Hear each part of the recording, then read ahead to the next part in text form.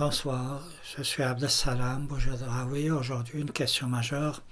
Est-ce que la Première Guerre mondiale est à l'origine de la Seconde Guerre mondiale?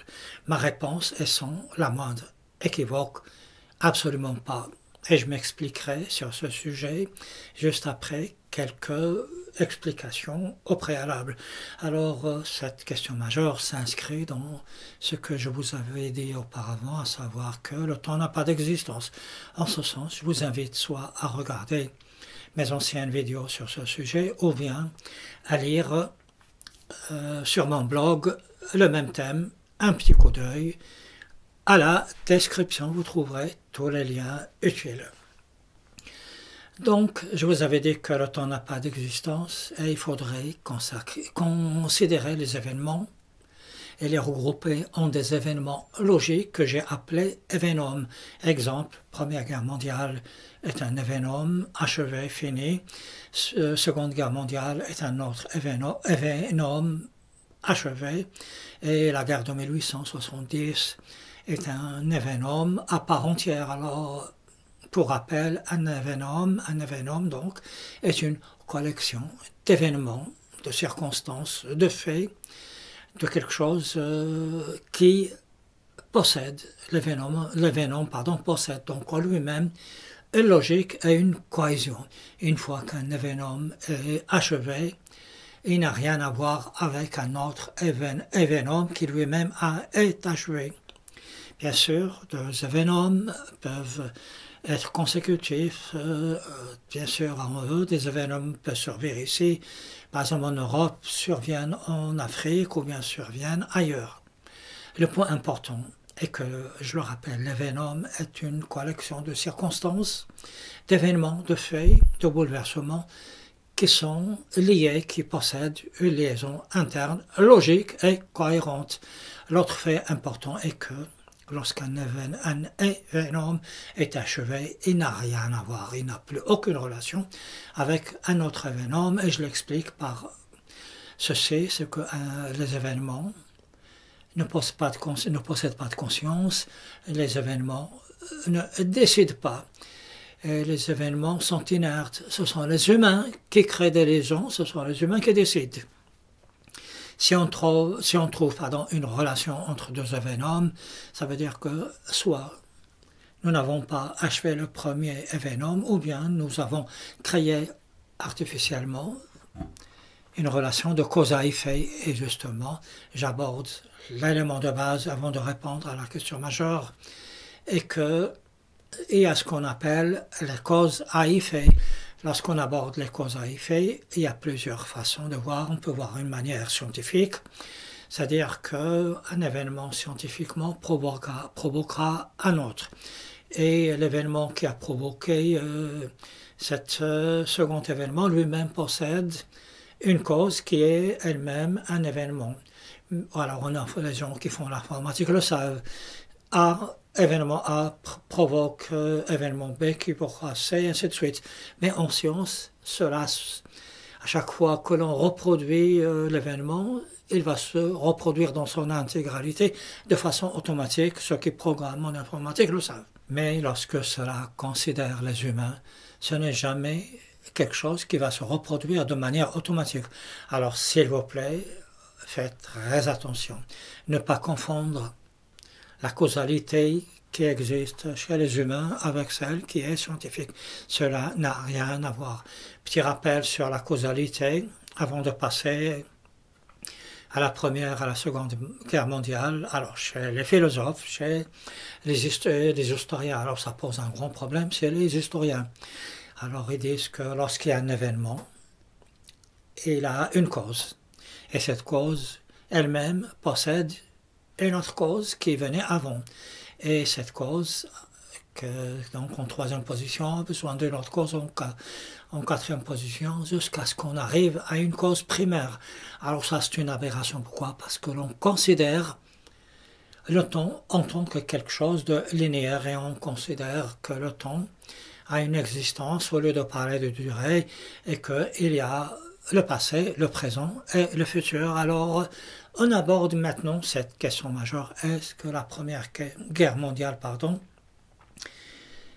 provoque la Seconde Guerre mondiale, ou bien on peut même un peu plus élargir cette interrogation en disant est-ce que la guerre de 1870, est-ce qu'elle a provoqué la Première Guerre mondiale qui va elle-même provoquer la Seconde Guerre mondiale? Ma réponse, je le répète, elles sont équivoques, absolument pas. La Première Guerre mondiale, lorsqu'elle fut achevée, elle n'avait rien à voir avec la Seconde Guerre mondiale. Alors c'est une fausse interrogation. Pourquoi? Parce que ce que l'on voudrait savoir, quelle est la cause d'abord de la Première Guerre mondiale? Ce n'est jamais la guerre de 1870.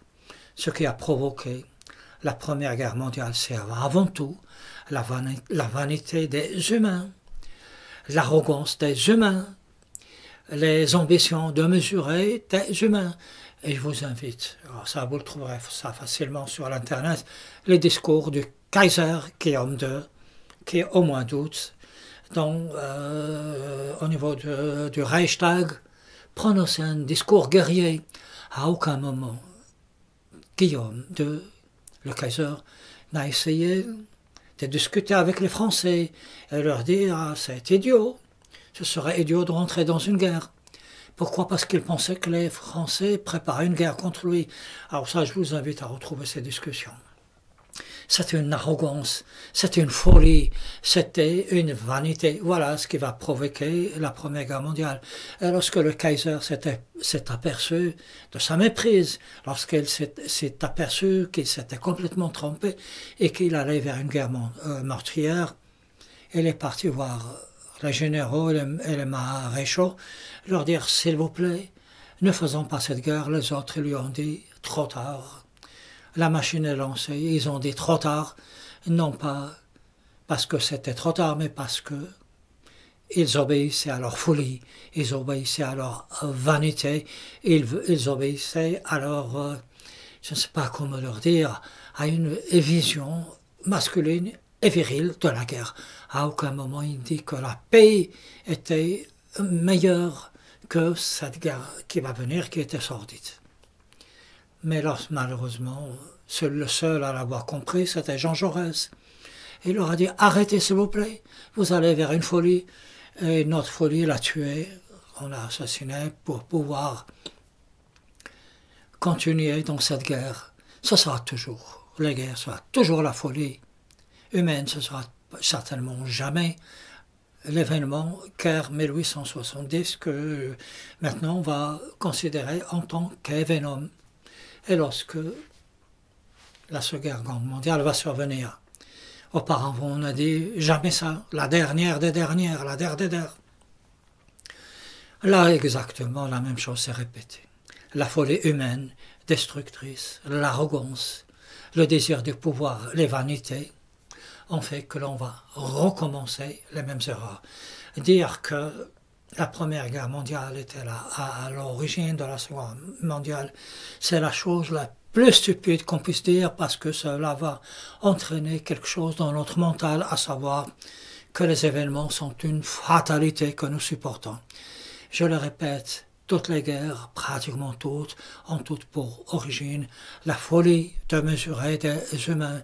Mais quand vous voyez ce que nous proposent les philosophes, ce que nous proposent les intellectuels, les penseurs, les historiens, jamais d'analyser pourquoi est-ce que cette folie humaine existe, mais au contraire, il nous pousse vers d'autres folies encore plus graves et encore plus dévastatrices. Je vous invite à regarder et à lire ce que dit Michel Onfray.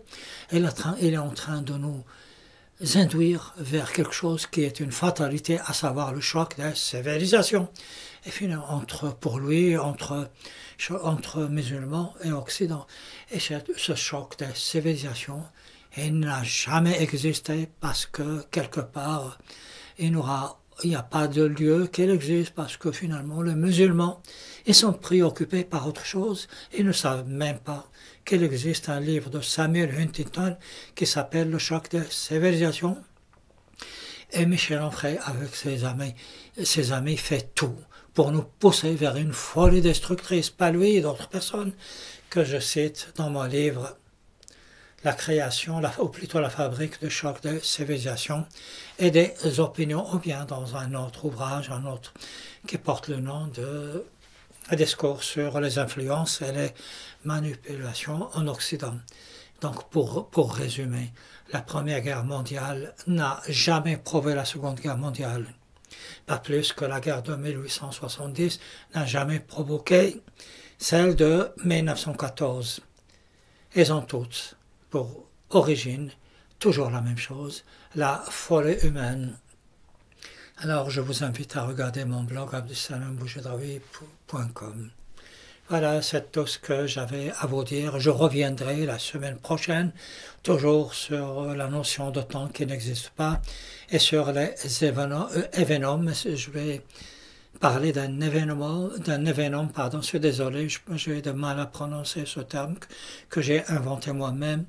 Je vais vous parler d'une grande manipulation qui consiste à utiliser des événements qui vont débuter. Voilà, d'ici là, portez-vous bien.